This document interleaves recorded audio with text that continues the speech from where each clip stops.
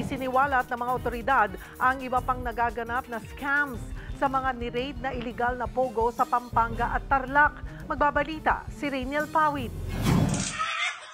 Kinukuryente sa dibdib ang hubot-hubad na lalaking ito, habang ang isa pa nakatali naman sa frame ng kama habang kinukuryente ang kamay.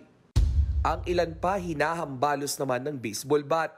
Ilan lang ito sa 15 torture videos na hawak ngayon ng Presidential Anti-Organized Crime Commission o PAOK. Nangyari raw ito sa loob ng iligal na pogo sa Bamban, Tarlac at Porac, Pampanga na ni-raid kamakailan.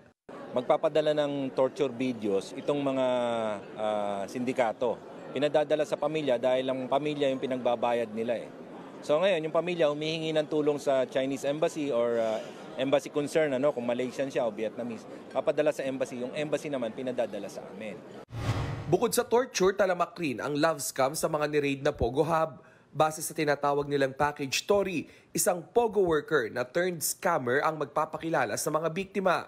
Karaniwang target ang mga lalaking edad 35 pataas na taga-Amerika at Europe. Pinupuntirya raw ang mga single, hiwalay sa asawa at mga taong may emotional problems.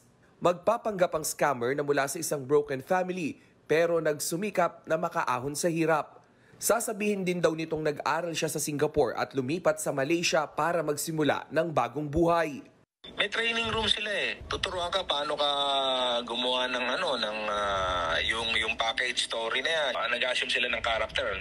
Magpapadala pa raw ang scammer ng mga larawan mula sa iba't ibang bahagi ng kanyang bahay. Pero ito pala, set up lang sa loob mismo ng Pogo compound.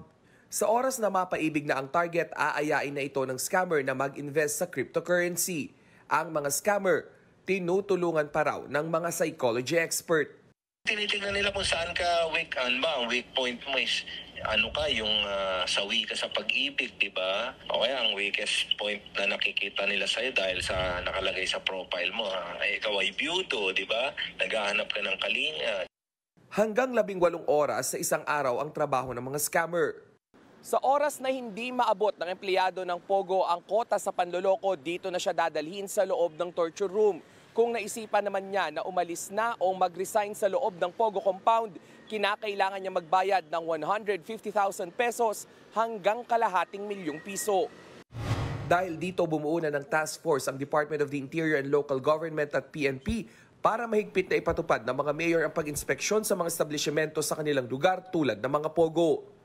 With all of the visitorial powers na sinabi na given to the mayors, given to each national and local agency, pagsasamahan nito para lamang i-mapping out ang mga illegal activities on the ground ng lugar. Pabor dito ang Pampanga Provincial Government. Sa mga nagdaang pagdinig kasi, isa si Porac Mayor Jean Capil sa nagsabing wala siyang alam sa illegal na pogo sa kanilang lugar.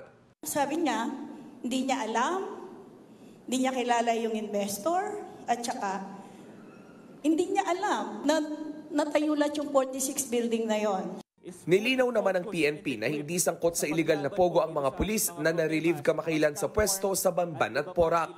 It's more of their incompetence, not their involvement. But incompetence, bakit nagyayari po to? Kaya po sila nare-relieve. Para sa 1PH, Rainiel Pawid, News 5.